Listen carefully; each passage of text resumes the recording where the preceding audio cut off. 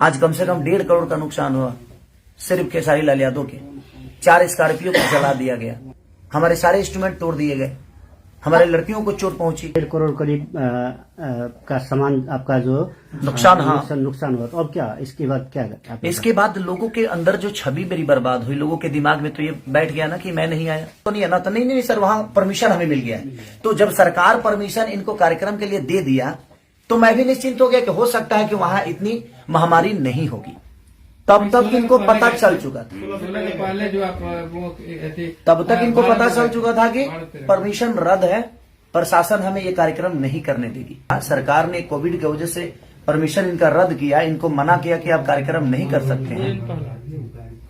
आपसे कितना दिन पहले एग्रीमेंट हुआ था यहाँ पर आने का? मेरा तो 5-6 दिन पहले ही ये कार्यक्रम तय हुआ है। आप कार्यक्रम करने जा ही नहीं सकते, तो मैं प्रशासन को तोड़ के तो नहीं जाऊंगा क्योंकि मैं आउट ऑफ इंडिया हूँ। 25 से 30 लोग थे हम, और हमारे इंस्ट्रूमेंट जो बजाने वाले लोग थे वो थे, और हमारी डांसर ग्रुप की लड़कियां थी।